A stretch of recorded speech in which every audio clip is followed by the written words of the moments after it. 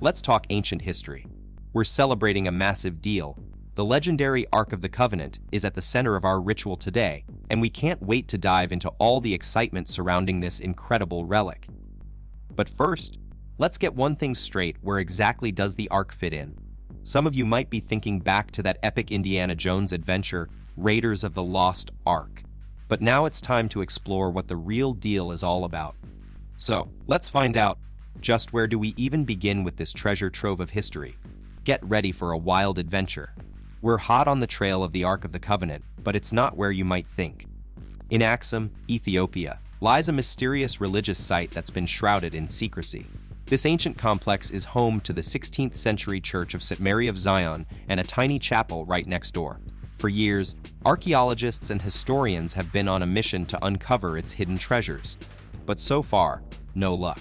That is until now, a super sleuth researcher thinks they might have cracked the code and revealed the Ark's secret hideout. Could this be the break we've all been waiting for? Let's dive in and uncover the secret.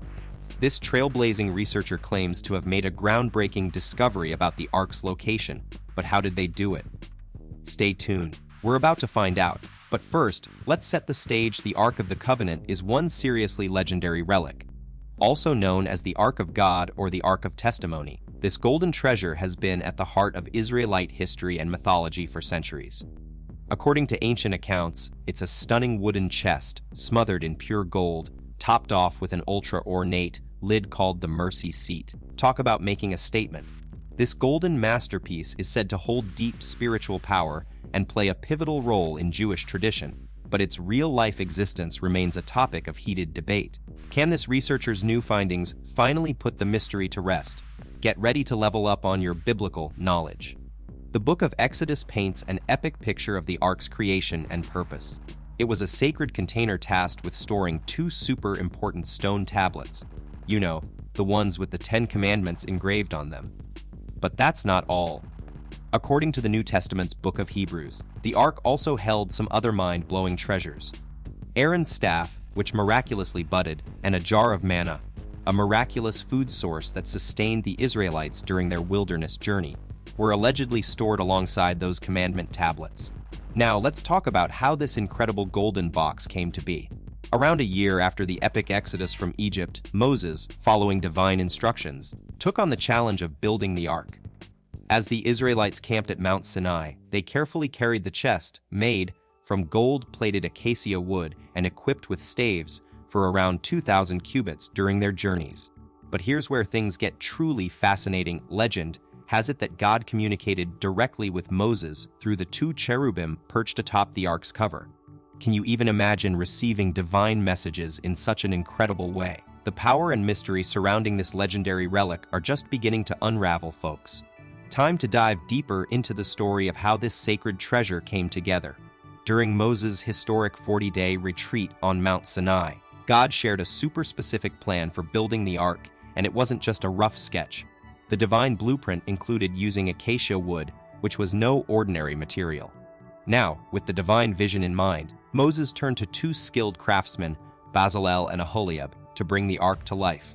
And, boy, did they receive some precise instructions. From the book of Exodus, we learned that the finished product needed to measure exactly 28 cubits long, 15 cubits wide, and 15 cubits tall. Talk about attention to detail.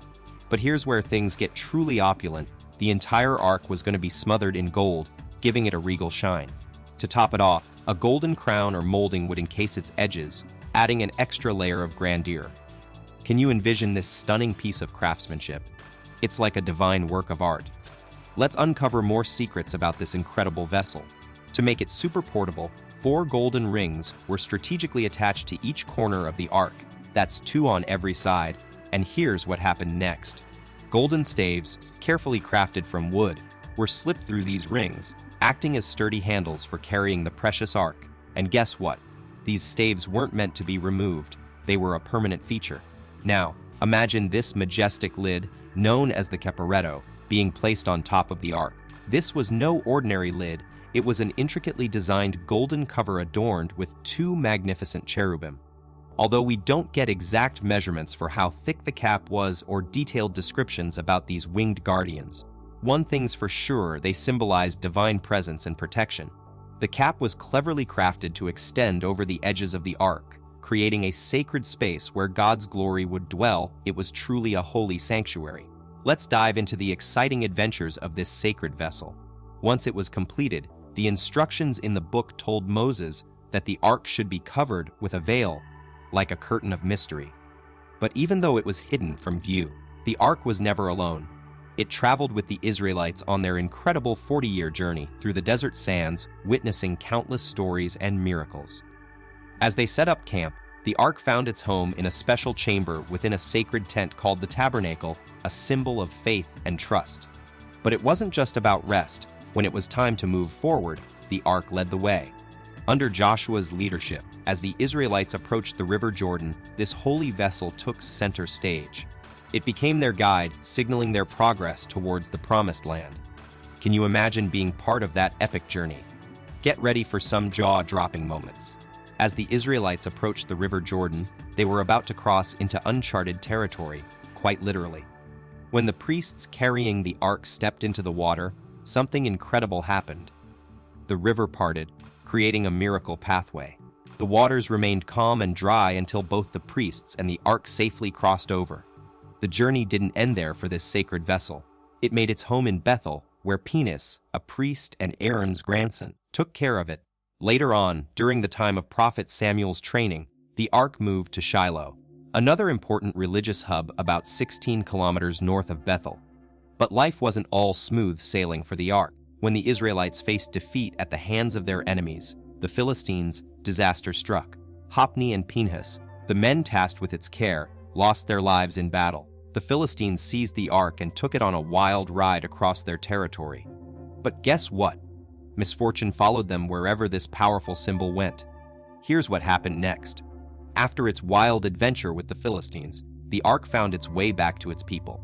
It even accompanied King David on his journey, providing comfort during tough times. When they reached a safe spot, David gave instructions to Zadok, a priest, to bring it back home, Jerusalem. Some fascinating discoveries in Kiryat Yathrim, an archaeological site from the 8th and 7th centuries BCE, have caught scholars' attention. It was buzzing with spiritual activity long after the ark supposedly moved to Jerusalem. Excavations revealed a large platform, possibly used for worship, linked to the northern kingdom. This raises intriguing questions about the origins of the ark story. Interestingly, historians believe that the ark narrative might have started independently around the 8th century BCE and was later incorporated into the main Bible account just before the Babylonian exile. This adds another layer to the legend of this incredible vessel. Let's dive into some theories about what might have been inside the ark originally. Some experts think it could have held sacred stones like those found in chests among pre-Islamic Bedouin tribes. These stones might have even represented a statue of Yahweh or sculptures depicting him and his companion goddess, Ashura. However, attempts to draw direct links between the ark and these Bedouin practices haven't convinced everyone yet. This is mainly because there are big differences in how the ark was structured, what it did, and how it was moved compared to these objects from the past. Since the ark disappeared from the biblical story, various claims have popped up about who might have had it and where it turned up. Historians, scholars, and archaeologists have thrown around many potential locations, but we're still searching for answers. You've probably heard about Graham Bruce Hancock, a British writer known for his unconventional ideas on ancient civilizations and hidden lands. He's got one theory that really caught my attention. He believes the ark could be hiding in plain sight in this little town called Axum, Ethiopia, inside the Church of Sat Mary Zion. But here's what gets me. Even though the ark plays such a huge role in the early books of the Old Testament, its disappearance just vanishes without any explanation in the Bible. Not a single line about how or why it left the temple, nothing at all. That silence has sparked a lot of speculation over the years, and Hancock's idea is definitely one of them. But we're still waiting for that smoking gun proof to confirm if he's right or not. Graham Hancock's theory isn't standing alone. He's backing it up with some pretty fascinating historical finds. Let's dive into what he's talking about. There's this island in the Nile called Elephantine, where archaeologists believe a Jewish temple might have been built to house our missing ark. The game changer here is something called the Elephantine Papyri. These ancient documents were discovered by Charles Edwin Wilbur way back in 1893, and they've since shed some serious light on the mystery of the Ark's whereabouts. The papyri had spent years collecting dust, but it turns out Wilbur had somehow gotten his hands on them. And that's given us a major clue as to whether the Ark might have made a stop on Elephantine Island before disappearing from history. Graham Hancock believes the Elephantine papyri are pointing us toward a major twist in the Ark's story. He thinks it first landed on Elephantine Island in Egypt and then made its way to Ethiopia centuries later. But hold up, not everyone agrees with his theory. Some super smart scholars have raised some flags about inconsistencies. Hancock's standing firm, though insisting that the Temple Mount in Israel isn't where you'll find the Ark, and he's got some historical backing for this claim. It turns out the Knights Templar also thought the Ark was chilling in Ethiopia, but they couldn't quite get it back to Jerusalem. Now we're diving into some fascinating cultural perspectives.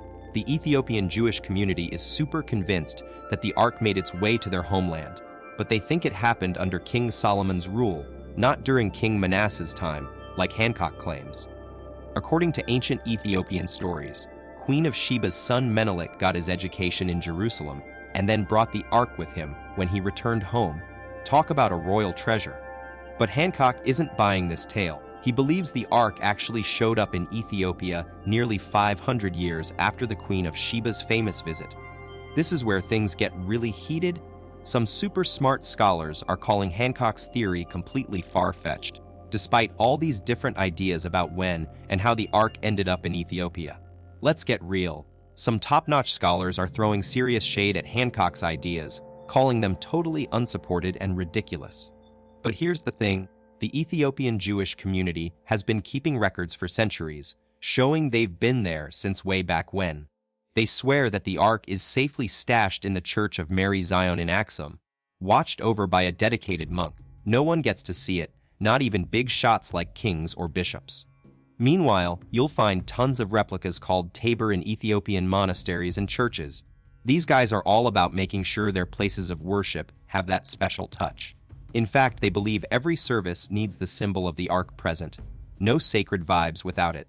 Fast forward to 2009, the Patriarch of Ethiopia's Orthodox Church, Arban Palos, initially planned to spill the beans about the Ark's whereabouts, but ended up keeping it under wraps instead. But here's the thing, he did confirm that the Ark is still safely tucked away in Axum, hidden within a super secure treasury close to the Church of Our Lady, Mary of Zion. Well, that's all for today. Folks, thanks so much for joining me